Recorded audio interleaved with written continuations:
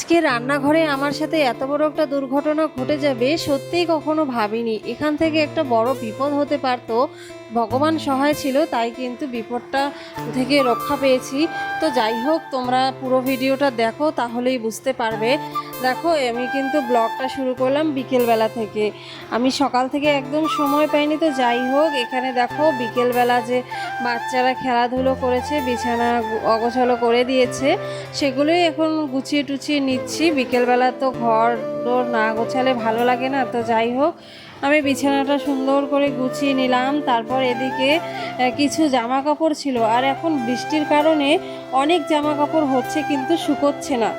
আজকে এক ঝলক রোদ উঠেছিল, আর আমি সেই সুযোগটা একদমই হাতছাড়া করিনি। যত জামা কাপড় ভেজানো ছিল সবগুলোই কিন্তু রোদে উলট পালট করে দিয়ে শুকিয়েছি, আর কিছুটা কিন্তু এখনও পর্যন্ত ভেজা আছে। পাশের ঘর দিয়েই আর কি মেলে রাখতে হয় আমাকে বৃষ্টির দিনে। তো যাই হোক, এখন কিন্তু আমি ওগুলো গুছিয়ে নিলাম সুন্দর করে। এখন এই র্যাকটার মধ্যে সবগুলো ভরিয়ে রাখলাম। আর এদিকে বিকেলবেলাটা দেখো, আমি ওরা পাশের ঘরে খেলছে, আর আমি ঘরগুলো এখন ভালো করে ঝাড়ু টাড়ু দিয়ে নেব, কারণ এখন ঝাড়ু দিয়ে তারপর আমি সন্ধে দিতে যাব।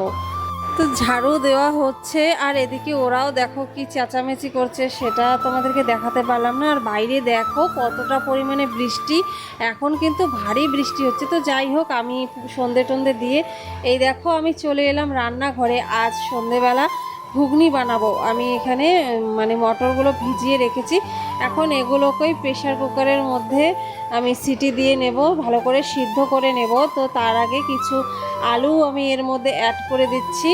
ঘুগনির মধ্যে যদি আলু বেশি করে না দিই, আমার না যেন ভালো লাগে না। আমার কোনো সবজি হোক বা কোনো কিছুই হোক, আলু দিতেই হবে। আর দেখো, এদিকে আমি এখন ঘুগনির প্রিপারেশন করছি। পেঁয়াজ, রসুন, আদা, লঙ্কা, যা যা প্রয়োজন সব কিছুই নিয়ে নিলাম। এগুলোকেই এখন ভালো করে কাটবো, কেটে তারপরে আমি রান্নার যোগাড়যন্ত্র করব। তো এদিকে দেখো পেঁয়াজটাকে কেটে নিলাম, রসুনটাও কেটে নিলাম। তারপর এদিকে মিক্সিতে মশলাটা করতে এলাম। আর এখানেই তো হলো দুর্ঘটনাটা। আমি মিক্সিতে মশলা ঘোরানোর জন্য বসিয়েছি, কিন্তু কিছুতেই ঘুরছে না, কীরকম যেন কাঁপছে আর শক লাগার মতো হচ্ছে। তো তারপর কিন্তু আমি দেখি মিক্সির যে ঘোরানোর যে জায়গাটা আছে সেটা পুরোটাই ভেঙে গেছে, নড়বড়ে হয়ে একদম খুলে গেছে।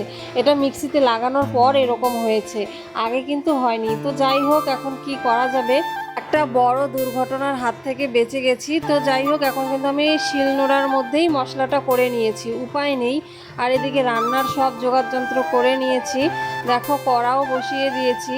তারপর এখন মশলা তো আমাকে করতেই হবে, মশলা ছাড়া রান্না কী করে করব। তো যাই হোক, এদিকে দেখো ফোড়নে দিয়ে দিয়েছি গরম মশলা, জিরা, তারপর শুকনো লঙ্কা দিয়ে আমি যেই মশলাটা শিলনোড়ায় করলাম সেই মশলাটা দিয়ে লবণ হলুদ দিয়ে ভালো করে কষাচ্ছি। আর এখানে কিছু গুঁড়ো মশলাও অ্যাড করে দিলাম, দিয়ে এখন মশলাটাকে ভালো করে কষিয়ে নিব। তো মশলাটা কষানো হয়ে গেছে, দেখো মশলার গায়ে থেকে ছাড়ছে। এবারে আমি আলুগুলোকে দিয়ে নিলাম, আর আলুগুলো গোটা গোটা আছে, কিন্তু একটু পরেই ভেঙে যাবে নাড়াচাড়া করতে করতে। আর এখন কিন্তু ঘুগনির যেই মটরটা আমি সিদ্ধ করে রেখেছিলাম সেটাও দিয়ে দিলাম, আর এখানে একটু জলও আছে। তো এগুলো আমি দিলাম, তার কারণ হচ্ছে ভালো করে আমার ঘুগনিটা হবে আর ভালো রকম সিদ্ধ হবে তার জন্য। তো দেখো, এদিকে কিন্তু কষানো হয়ে গেছে প্রায়।